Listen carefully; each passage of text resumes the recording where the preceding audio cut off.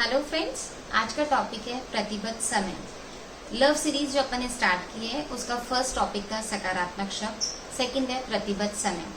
हम कितने भी बिजी क्यों न हो, अपनों के लिए टाइम निकालना बहुत जरूरी है। कितने भी बड़े बिजनेसमैन हो, अच्छी वुमेन हो, हाउसवाइफ हो या वर्किंग वुमेन हो, लेकिन एक टाइम मैनेजमेंट स्किल होनी चाहिए जो कि हम अपनों के लिए टाइम दे सकें, अपने बिजी शेड्यूल में उनको साथ समय बिताएं, तो एक हमारे रिश्तों को और बहुत मजबूती देता है। अगर किसी की प्रतिबद्ध समय, किसी की जो लव लैंग्वेज है वो एक प्रतिबद्ध समय है, टाइम है, तो एक उसको एक अलग ही एनर्जी देती है। हमें ये समझना जरूरी है कि मेरे लव वन का लव लैंग्वेज कौन सी है। जैसे मुझे मेरे हस्बैंड बहुत बिजी रहते हैं और वो बहुत टाइम नहीं दे पाते हैं, लेकिन सुबह मॉर्निंग वॉक पे और आफ्टर द डिनर हम लोग सोसाइटी में वॉक करते हैं, और जब वो वॉक का समय होता है वो मेरे लिए बहुत इंपॉर्टेंट होता है। वो हम 5 मिनट करें, 10 मिनट करें या आधा घंटा करें, वो जो वॉक के समय हम बात करते हैं, एक दूसरे से मोमेंट शेयर करते हैं या दिन भर की दिनचर्या की चर्चा करते हैं, आगे की प्लानिंग की बात करते हैं, तो वो मेरे लिए बहुत अच्छा समय होता है और वो मेरे लिए एक जरूरी समय है, एक रिक्वायरमेंट है। बिकॉज मेरी लव लैंग्वेज प्रतिबद्ध समय है। मुझे वो बहुत अच्छा लगता है इनके साथ टाइम स्पेंड करना, जिससे मुझे लगता है इन्होंने मुझे सुना, मेरे को टाइम दिया और एक मैं रिलैक्स हो जाती हूँ, एक काम हो जाती हूँ, क्योंकि मैंने अपने दिन भर का रूटीन इनके साथ शेयर कर दिया होता है। ठीक ऐसे ही होता है हमारे फैमिली वालों के साथ, फ्रेंड्स के साथ, जिनके साथ हम दिन रात बातें करते हैं, घूमते हैं, उनके साथ हमारी फीलिंग्स शेयर करते हैं।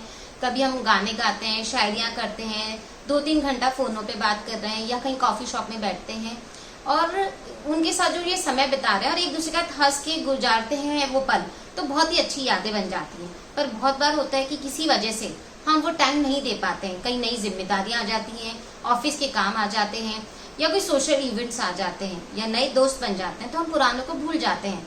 तो जिसकी प्राथमिक भाषा प्रतिबद्ध समय है, तो उसके के मन में बहुत खिन्नता आ जाती है, एक चिड़चिड़ापन आ जाता है, गुस्सा हो जाता है, क्योंकि उसका एक लव टैंक है जो खाली हो गया है। उसकी एक आदत थी, एक रूटीन था, वो तुम्हारे साथ समय बिताने के लिए, बातें करने के लिए वो समय नहीं मिल रहा है, तो एक अलग ही डिफरेंस आ जाता है और उसमें लव टैंक खाली होते ही आपकी निकटता में कमी आने लग जाती है।